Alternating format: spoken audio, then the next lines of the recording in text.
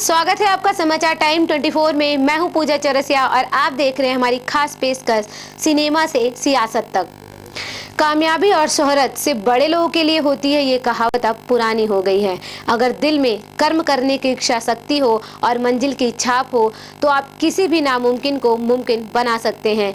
जीवन के संघर्ष को अपना ताकत बनाने वालों की हमेशा जीत होती है। जी हाँ, हम आज ऐसे ही एक शख्सियत की बात कर रहे हैं जो अब हमारे बीच नहीं है। पेश है हमारी एक खास रिपोर्ट। 24 जनवरी 1948 को जयललिता का जन्म अय्यर परिवार में हुआ था। इनका पूरा नाम जयललिता जयराम था। उनके दादाजी मैसूर दरबार में शाही चिकित्सक थे। उन्होंने अपने परिवारजनों के नाम के प्रारंभ में जय शब्द लगाना प्रचलित किया ताकि लोगों को यह पता चल सके कि उनका सामाजिक संबंध मैसूर के राजा जयचमार राजेंद्र से है।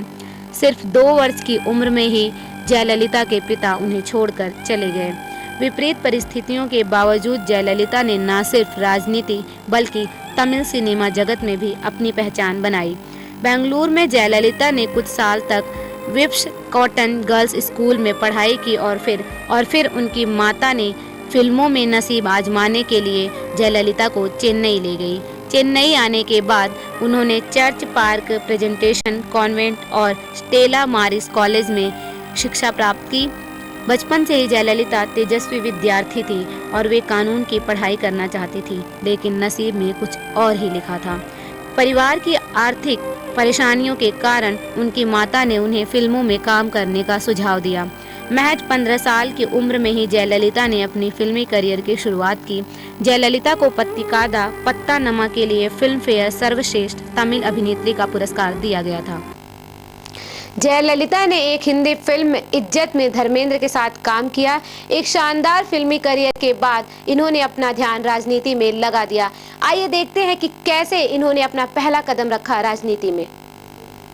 राजनीति में प्रवेश से पहले वे एक लोकप्रिय अभिनेत्री थी। तमिल, तेलुगु, कन्नड़ फिल्मों के साथ साथ एक हिंदी और एक अंग्रेजी फिल्म में काम किया।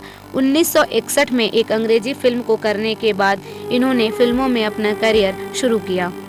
इनका फिल्मी करियर काफ़ी शानदार रहा।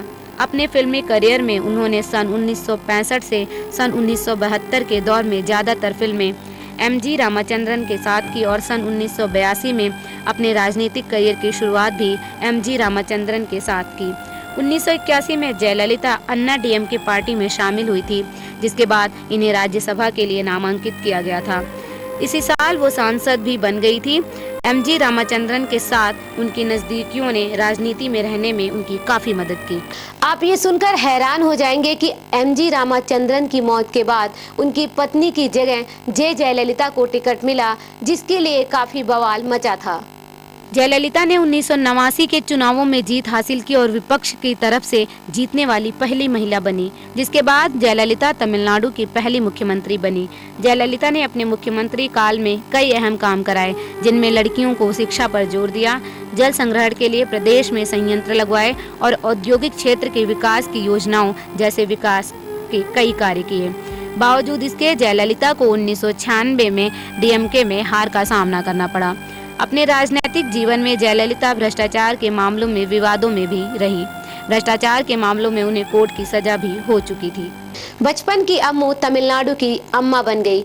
अपने राजनीतिक जीवन में वो कई विवादों में घिरी रही, जिनमें सरकारी धन का निजी सुखों से लेकर धोखाधड़ी तक का आरोप लगाया गया था, लेकिन उसका उन्होंने हंसते हंसते सामना किया।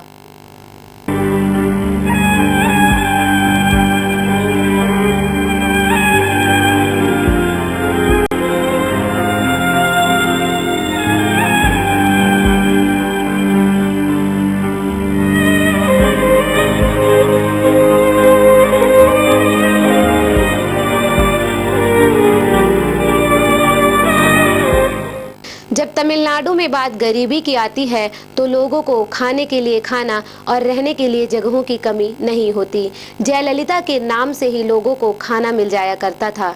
जयललिता एक ऐसी शख्सियत थी जो गरीबों के लिए एक मिसाल थी। ऐसी शख्सियत अब हमारे बीच नहीं रही। आज के हमारे इस खास प्रोग्राम में बस इतना ही। देश और दुनिया की तमाम खबरों के लिए बने रहिए हमारे साथ। देखते रहिए समाचार टाइम 24। नमस्कार।